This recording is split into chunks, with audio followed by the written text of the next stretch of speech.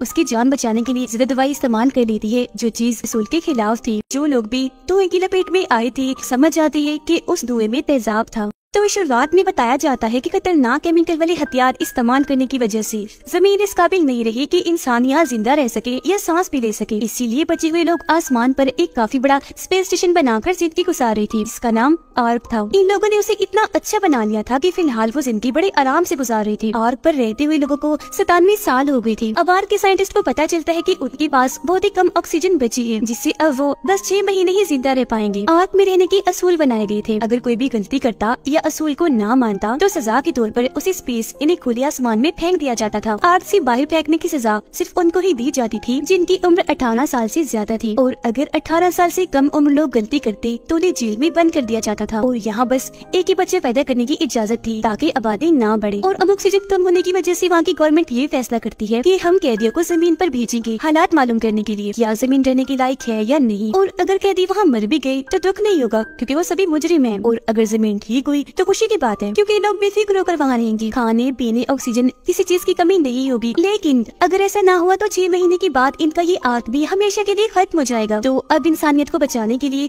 कैदियों को जमीन पर भेजने के लिए सब मान जाते हैं। सभी कैदियों के हाथ पर एक ब्रेसलेट पहना दिया जाता है ताकि आर्क के लोग देख सके कि वो कब तक जिंदा रह पाते हैं और नजर भी रख सके। इनके स्पेसशिप में रेडियो भी लगा दिया जाता है इनसे राब्ता करने के लिए, और बस इसी के साथ जमीन की तरफ इन्हें भेज दिया जाता है। आर्क में हर किसी अमीर गरीब छोटे बड़े के साथ एक जैसे ही सलूक किया जाता था। सजा हर किसी को मिलेगी चाहे मुजरिम कोई भी हो, क्योंकि कैदियों में आर्क के हेड का बेटा और यहाँ की सबसे काबिल डॉक्टर की बेटी क्लार्क भी शामिल थी। क्लार्क के डैड को भी स्पेस में फेंक दिया गया था जो एक साइंटिस्ट थे। उन्हें सबसे पहले पता चला था कि आर्क के लोगों के पास टाइम कम है। ऑक्सीजन खत्म होने से पहले उन लोगों को स्पेस में फेंक देना चाहिए जो अपनी जिंदगी से तंग है, और ये बात सबको पता होनी चाहिए। पर आर्क की गवर्नमेंट ने उनकी बात नहीं मानी, ये बात खुफिया रखी ताकि लोग परेशान न हो जाएं। पर जब क्लार्क के डैड ने इस बात को मानने से इनकार किया तो उन्हें स्पेस में फेंक दिया गया। कैदियों के स्पेसशिप की स्क्रीन पर आर्क का हेड आकर बताता है कि जमीन पर पहुंचते ही आर्मी कैंप में चले जाना क्योंकि वहाँ तुम बच सकती हो। सब उसकी बात को गौर से सुनती तो है पर सीरियस नहीं लेती क्योंकि कोई भी हेड को पसंद नहीं करता था उसकी सख्त असूलों की वजह से। तब एक लड़का जो क्लार्क का साथी था अपनी बेल्ट खोलकर हवा में उड़ने लगता है। क्लार्क उसे ऐसा करने से मना कर रही थी पर वो नहीं सुनता। उसे देखकर 2 और कैदी ऐसे करते हैं, पर जैसे स्पेसशिप थोड़ा मुड़ी टकराने से वो काफी बुरी तरह गिरे और उनकी मौत हो गई,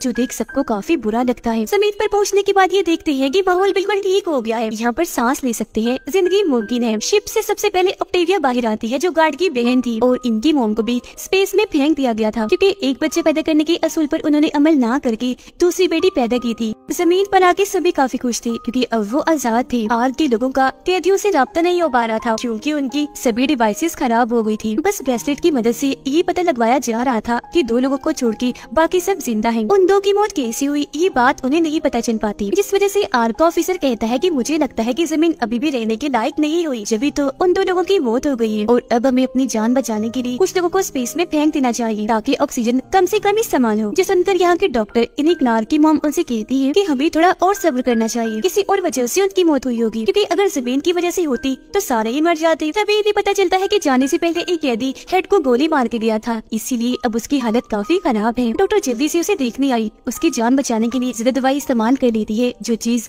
आर्क के असूल के खिलाफ थी। तो सजा के लिए उसे भी कैद कर लिया गया और स्पेस में फेंकने का फैसला किया जाता है। पर अगले दिन जब उसे सजा दी जाने लगी तो हेड उसकी जान बचाने के लिए वहाँ आ गया। कहता है कि ऐसा मत करो क्योंकि अगर आपने ऐसा किया तो हम अपने काबिल डॉक्टर को खो देंगे। इस बात को लेकर उनकी बहस तो हुई पर डॉक्टर की सजा माफ कर दी जाती है। उधर क्लार्क और हेड का बेटा मिलकर नक्शा देख रहे थे आर्मी कैंप को ढूंढने के लिए, पर क्लार्क उससे ज्यादा बात नहीं करती। अब ये दोनों सबको मिलकर आर्मी कैंप ढूंढने का बोलते हैं, पर ऑक्टेविया का भाई इन्हीं गार्ड ऐसा करने से मना कर देता है कि नहीं, हम ऐसे खुश हैं और हम आर्क के लोगों से राब्ता भी नहीं करेंगे क्योंकि वहाँ उन्होंने हमें कैदी बना के रखा, बुरा सलूक किया, और अगर वो भी जमीन पर आ गए तो जीना हराम कर देंगे हमारा। लेकिन हेड का बेटा समझाता है कि जिद मत करो, कैंप ढूंढना जरूरी है। अब उन लोगों को नदी पार करके दूसरी साइड जाना था पेड़ की लपे टहने के जरिए। सबसे पहले ये काम क्लार्क का दोस्त करता है। दूसरी साइड पहुंचते ही उसे एक बोट मिलता है जो उठाकर वो काफी खुश हो गया क्योंकि आर्मी कैंप आस पास ही था। इससे पहले वो लोग कुछ करते क्लार्क के दोस्त पर हमला हो गया। किसी ने उसे मारने की कोशिश की जो देख सभी घबरा गए। उन्हें कुछ समझ नहीं आते कि हमला किसने किया होगा। उधर गार्ड अपने कैदी साथियों को कहता है कि इस ब्रेसलेट के जरिए आर्क के लोग हम पर नजर रख रहे हैं। पता चलने पर कि जमीन के हालात ठीक है वो यहाँ आकर दोबारा हमें कैद कर देंगे। देंगे, इसीलिए फौरन उतार कर रख दो इस ब्रेसलेट को, ताकि आग पर सबको यही लगे कि कैदी मर गई है, जमीन ठीक नहीं हुई। सब उसकी बात मान लेते हैं क्योंकि वो पहले जैसे कैदियों वाली जिंदगी नहीं चाहते थे। अपने अपने ब्रेसलेट उतार कर उन्हें तबाह कर देते हैं और सच में आग वालों को यही लगता है कि सब मर गए। तो सीरियस की मीटिंग में फैसला किया जाता है कि तकरीबन 209 लोगों को स्पेस में फेंक दिया जाए ऑक्सीजन बचाने के लिए, ताकि बाकी बच सके। जो सुनकर डॉक्टर ऐसा करने से मना करके कोई और रास्ता खोजने का कहती है। 10 दिन का टाइम मांगती है, लेकिन उसे बताया गया कि इतना टाइम नहीं है, अगर अभी कोई फैसला ना किया तो फिर 320 लोगों को स्पेस में फेंकना होगा। लेकिन फिर भी वो हिम्मत नहीं हारती। मीटिंग खत्म होने के बाद वो एक मैकेनिक से मिलती है। खुफिया तौर पर एक स्पेसशिप ठीक करने का बोल रही थी, ताकि वो खुद जमीन पर जाए और वहाँ से राब्ता करके आर के लोगों को वहाँ के माहौल का बता सके। जो सुनकर मैकेनिक भी उसके साथ जमीन पर जाने का फैसला करती है। क्लार्क सबको बताती है कि हमारे एक साथी पर हमला हुआ है, वो जख्मी है, और क्लार्क समेत सब लोग अपने जख्मी साथी को लेने जाती है, पर वहाँ कोई नहीं था। वो उनके निशानों को देखते हुए जब वो आगे बढ़ते हैं तो उन्हें अपना साथी मिल तो जाता है, पर पेड़ से लटका हुआ काफी बुरी हालत में। क्लार्क उसकी मदद करने के लिए जैसे ही आगे आई एक बड़े से गड्ढे में गिर जाती है, जो एक तरह का ट्रैप जाल था, जिससे सब लोग समझ गए कि यहाँ कोई तो है जो इंसानों को पकड़ के खत्म करना चाहता है। क्लार्क को जैसे बाहर निकाला, वहाँ एक जानवर आकर उन पर हमला कर देता है, लेकिन तभी हेड का बेटा उसे गोली मारकर जान से मार गिराता है। जख्मी साथी को फिर नीचे उतार कर अपने साथ ले जाती है। क्लार्क देखती है कि एक पौधे की दवाई बनाकर किसी ने उसे लगाई और ठीक करने की कोशिश की है, तो अब वो भी अपने साथियों के साथ मिलकर वो पौधा लेने जाती है, ताकि जल्द से जल्द जख्मी साथी को ठीक किया जा सके। पौधा उसे मिल तो गया, पर तभी अचानक इन्हें भयानक आवाज आने लगती है। साथ ही काफी बड़ा पीले रंग की धुएं का तूफान आ जाता है, जिसे देखकर सारे ही लोग काफी डर गए। अपनी जान बचाने के लिए वहाँ खड़ी पुरानी सी गाड़ी में चढ़ जाते हैं, पर जगह कम थी, तो बाकी के लोग इधर उधर भागे छुपने के लिए, लेकिन लपेट में आ ही जाते हैं। फिर सब कुछ नॉर्मल होने के बाद क्लार्क अपने साथियों के साथ बाहर आती है और देखती है कि जो लोग भी धुएं की लपेट में आए थे समझ जाती है कि उस धुएं में तेजाब था। क्लार्क भी अपना ब्रेसलेट उतार देती है ताकि उसकी मॉम को लगे कि वो मर गई है, और जब ये चीज स्क्रीन पर डॉक्टर देखती है काफी परेशान रह गई। मैकेनिक को जल्द से जल्द स्पेसशिप ठीक करने का कहती है, लेकिन उनकी ये बातचीत एक औरत ने सुन ली और जाकर आर की गवर्नमेंट को बता दिया। इस वजह से वो लोग आकर डॉक्टर को पकड़ लेती है। तब मैकेनिक उसे अकेला ही छोड़कर जमीन की तरफ चली जाती है, क्योंकि उन्होंने फैसला किया था कि इमरजेंसी की सूरत में मैकेनिक अकेले ही जमीन पर जाने के लिए निकल जाएगी और वहाँ पहुंचकर सारी सूरत हाल के बारे में डॉक्टर को बताए। क्लार्क अपने साथियों के साथ मिलकर जख्मी साथी का इलाज करती है, वो ठीक होने लगता है। हेड का बेटा जब बाहर अकेला बैठा था तो एक लड़की आकर उसे मार देती है, क्योंकि वो उसे अपने मॉम डैड का बदला लेना चाहती थी। वो लड़की सच बता ही देती है कि मैंने मारा है उसे। गार्ड का साथी लड़की को मारना चाह रहा था,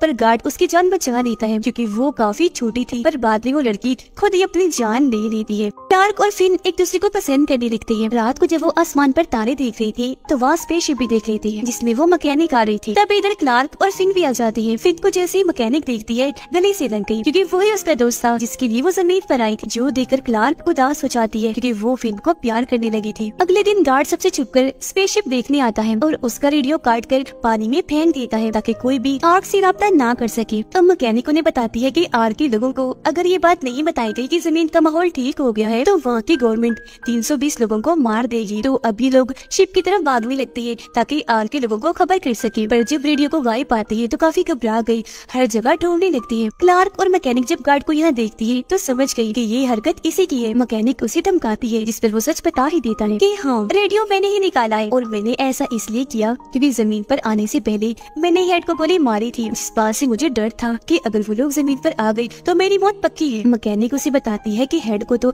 डॉक्टर ने बचा लिया था और अब तुम बता दोगे कहाँ है रेडियो। गार्ड को जब तसल्ली हुई कि मैं बिल्कुल सेफ हूँ तो बता देता है, पर जब वो रेडियो को बाहर निकालती है तो पानी की वजह से वो खराब हो गया था। तब मैकेनिक रेडियो और कुछ और लोगों के साथ कैंप में आ गई और टाइम जाया ना करते हुए रेडियो को ठीक करने में लग जाती है।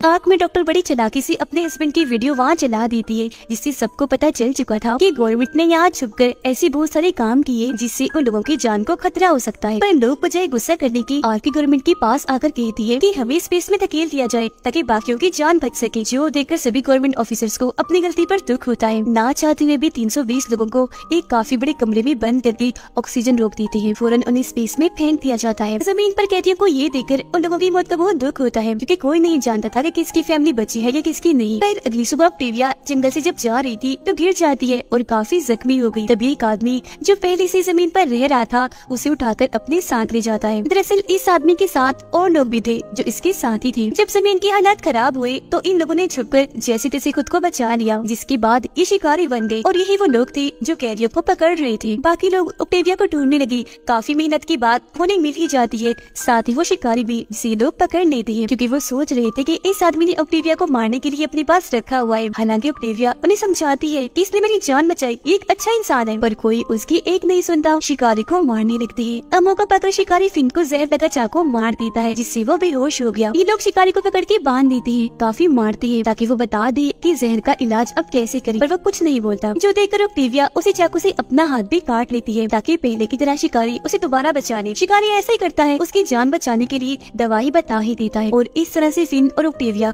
दोनों की ही जान बचा दी जाती है। मैकेनिक ने रेडियो ठीक कर लिया और आर्क के लोगों को खबर भी कर दी कि जमीन रहने की काबिल हो गई है, जो सुनकर आर्क के सभी लोग काफी खुश हो जाते हैं। पर आर्क पे अब एक नया मसला खड़ा हो जाता है और वो ये कि जमीन पर बस 1500 लोग ही जा सकते थे, क्योंकि शिप्स बहुत ही कम थी, जबकि आर्क में तो 2500 से ज्यादा लोग थे। हेड को कुछ समझ नहीं आती कि क्या किया जाए, लेकिन तभी आर्क की पुरानी हेड बड़ी चालाकी से अपने साथियों के साथ मिलकर आर्क की सभी स्पेसशिप्स को चुरा लेती है। हेड और उसके लोगों को वहीं पर बंद करके अपने साथियों के साथ जमीन के लिए रवाना हो जाती है। पर ऐसा करने से वहाँ धमाके होने लगी। स्पेसशिप्स की मशीन्स खराब भी हो गई, लेकिन कोई भी मसला ठीक करने वाला नहीं था, तो पुरानी हेड के साथियों की मौत हो जाती है। आर्क के लोगों के पास कोई रास्ता नहीं था, तो वो प्लान बनाते हैं कि हम आर्क को शिप बना के जमीन के लिए रवाना होंगे, क्योंकि अगर वो यहाँ रुकी तब भी और अगर आर्क को शिप ना बना सके तब भी उनकी मौत पक्की है। लेकिन फिर भी रिस्क लेने का फैसला करते हैं। फिन क्लार्क को मनाता है, पर वो नाराज थी। मैकेनिक भी फिर से अपना रिश्ता बना के रखने की कोशिश करती है और अब ऑक्टेविया और शिकारी भी एक दूसरे को पसंद करने लगे थे। मौका देकर वो उसे आजाद कर देती है, लेकिन फिन उन्हें देख चुका था। ऑक्टेविया का पीछा करते हुए वो शिकारी तक पहुँच जाता है, दोस्ती का हाथ बढ़ाता है। तब शिकारी भी मान गया और उन्हें अपने लीडर से मिलवाता है। अगले दिन मिलने के लिए क्लार्क और शिकारियों के लीडर आमने सामने थे, क्योंकि अब वो मिलकर साथ रहने वाली थी। लेकिन क्लार्क के दोस्त को गलतफहमी हुई, वो उन पर गोलियां चलाने लगा। बदले में शिकारी भी उन पर हमला कर देते हैं और इस तरह से दोनों ग्रुप्स के बीच दुश्मनी बढ़ जाती है। अब ये कैदी उनसे लड़ने की तैयारियां करने लगी, जैसे कि मिलजुल के हथियार बनाने लगते हैं, जिनका सामान उन्हें एक गोदाम में मिल गया था ताकि शिकारियों के हमले से खुद को बचा सके। लेकिन उन्हें गार्ड का साथी काफी जख्मी हालत में मिलता है, क्योंकि शिकारियों ने हमला करके उसमें एक जहर डाल दिया था। जहर की वजह से उस समेत कई और लोग बीमार पड़ जाते हैं, जो देखकर ऑक्टेविया शिकारी के पास जाकर इस बीमारी का इलाज पूछती है। उसका कहना था कि इस जहर से लोग सिर्फ बीमार होते हैं, मरते नहीं, थोड़े ही दिनों में अपने आप ही ठीक हो जाएंगे। ऑक्टेविया आकर ये बात सबको बताती है, जो सुनकर उन्हें थोड़ी तसल्ली मिलती है। क्लार्क अपने कुछ लोगों को लेकर शिकारी से बात करने जाती है। हमने बाकी शिकारियों से बचने के लिए दीवार बनानी है, जबकि मेरे लोग बीमार हैं। शिकारी कहता है कि तुम ऐसा करो, पुल तबाह कर दो, क्योंकि उसके बगैर शिकारियों को तुम तक पहुँचते पहुँचते 3 दिन लग जाएंगे। उन्होंने ऐसे किया, पुल को धमाके से उड़ा देती है, जिससे कुछ शिकारी भी मारे जाते हैं। उन लोगों को भूख लगी थी, खाने के लिए कुछ नहीं था, तो ये लोग ग्रुप्स बनाकर अलग अलग होकर खाना ढूंढने लगती हैं। क्लार्क और फिन को शिकारियों ने पकड़ लिया था। हालांकि वो आजाद होने की कोशिश भी करते हैं, पर नहीं हो पाते। शिकारियों के लीडर को कोई भयानक आवाज आती है, जिसके बाद पीला धुआं आया था। तो शिकारियों के जाने के बाद पता चलता है कि वो पहला शिकारी था, यानी ऑक्टेविया का दोस्त, जो उन्हें छुड़ाकर वापस कैंप में लाने लगता है। रास्ते में वो एक केव गार्ड से गुजरते हैं, जहाँ पर अजीब तरह के लोगों का एक और ग्रुप था। शिकारी उन्हें बताता है कि ये आदमखोर है, इंसानों का शिकार करते हैं, इन्हें क्रीपर्स कहा जाता है, तो इसीलिए हमारी इनके साथ दुश्मनी है। और अब ये लोग वापस कैंप तक आ गए थे। मैकेनिक की हालत काफी खराब थी। उसे याद आता है कि बेसमेंट में एक काफी बड़ी तेल की टंकी है, जिसके जरिए वो काफी बड़ा धमाका कर सकते हैं। और अभी लोग रिमोट बनाने में लग जाते हैं ताकि यहाँ से दूर जाकर ये धमाका कर सके। कुछ लोग बाहर निकलना नहीं चाह रहे थे, पर क्लार्क उन्हें समझाती है कि जल्द निकलना होगा, वरना शिकारी आकर हमें मार देंगे। सब जैसे वहाँ से निकलते हैं कि तभी शिकारी वहाँ आकर इन पर हमला कर देते हैं, जिससे यहाँ काफी बड़ी लड़ाई छिड़ जाती है। लेकिन इसमें कैदी हारने लगते हैं। अपने लोगों को हारता हुआ देखकर फिन यहाँ क्रीपर्स को ले आता है। क्रीपर्स आकर शिकारियों पर हमला कर देती है। शिकारी भी अपनी हिफाजत के लिए उनसे डरने लगी। दोनों ग्रुप की लड़ाई का फायदा उठाकर कैदी वहाँ से भाग गई और एक जगह पर आकर छुप जाती है। रिमोट दबाकर काफी बड़ा धमाका कर देती है, जिससे बहुत सारे शिकारी और क्रीपर्स मारे जाते हैं। लेकिन शिकारियों की हेड बच गई थी। उस जगह से निकलकर जब ये बाहर आए तो वहाँ पर बहुत सारे लोगों की लाशें पड़ी हुई थी। ये लोग घबरा गए, पर तभी कोई इन पर गैस वाले बॉम्ब फेंककर बेहोश कर देता है। दरअसल उनके अलावा जमीन पर एक और ग्रुप था, जिसका नाम माउंट पेन था। उनकी खूबी ये थी कि उनके पास काफी मॉडर्न हथियार थे। क्लार्क को जब होश आती है तो वह खुद को एक कमरे में बंद पाती है। दरवाजे पर आकर देखते हैं कि उसके बाकी साथी भी इधर कैद हैं, जिनको इस नए ग्रुप ने कैद किया था। और को वो लोग स्पेसशिप बनवा लेती है, पर इसे स्टार्ट करने के लिए एक इंसान को यही रुक रुकना था तब हेड रुक जाता है और किलब सही सलामत जमीन पर पहुंचने में कामयाब हो जाती है। बहुत खुश हो रही थी जमीन को पहले जैसा पाकर। और इसी के साथ ये सीजन इधर ही खत्म हो जाता।